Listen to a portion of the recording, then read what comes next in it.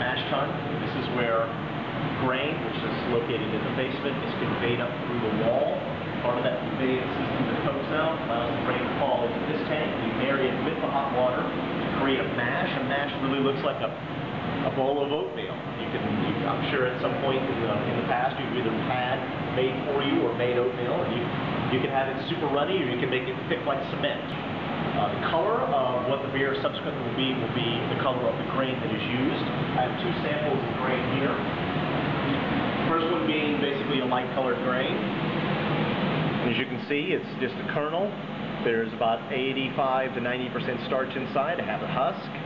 It has been basically dried to a very light color. This is basically the same grain. It has been kilned or dried or roasted to a very dark color. As I draw it off the bottom, I'll send it over to the third vessel, which is the brew kettle. The grain is eventually scooped out and sent off to a farmer. He feeds it to his cows. But the grain that the liquid we have in here is called wort. I want to boil it and add the next ingredient, which is a spice. It is called hops. It is green, obviously. If you were to smell it, it would smell kind of like a flower or some sort of like herb. This is a pelleted form of the hop. They just take whole floured cones, which looks like a little Brussels sprout. They put it through a hammer mill, and it basically pounds it into a dust, and then they compress it into a pellet. This is used by dumping inside the boil. We boil for a minimum of probably an hour.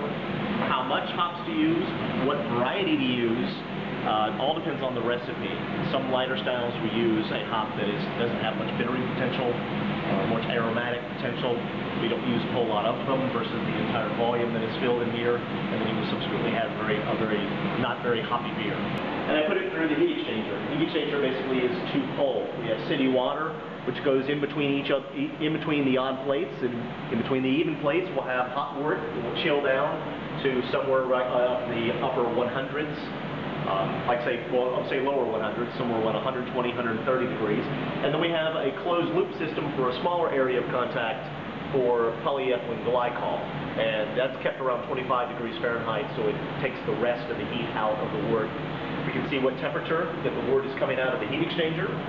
As it goes through, it will take a gas, which basically could be compressed air that's been sterilized, or at least put through a stereofilter, or we can use pure oxygen as long as it has O2 that will inject en route, because yeast will need this for various metabolic functions. I usually harvest yeast from the bottom of the cone of a previous fermentation and then pump it into one of the tanks en route with the wort, so it mixes really well. Sometime by the next 12 to 24 hours, the yeast becomes active, it starts to grow itself. That's what the oxygen was for, make a little more yeasts, and also start to eat the sugar and give off CO2 and alcohol. And this allows CO2 to bubble off. It's getting towards the very end of fermentation. There's really not a whole lot of activity going on. On occasion, you'll see the random bubble that will come in, and that means that the yeast is running out of sugar to eat. Like I said, there's always some residual sugar left over. These are just sugars the yeast cannot break down. So this is almost officially beer. I would say in the next day or two, I'll let it finish bubbling, and then it's officially beer. We can age it up here, or I can move it by gravity to the walk-in cooler down 2 floors beneath us inside of a big walk-in, where there's a bunch of tanks that hold the same volume as these. There's 12 of them.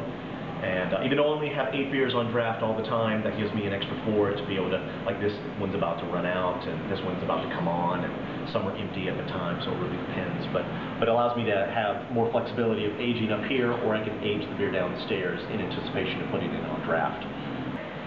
We have a beer festival this coming Saturday, May 9th. It's called Funk Fest.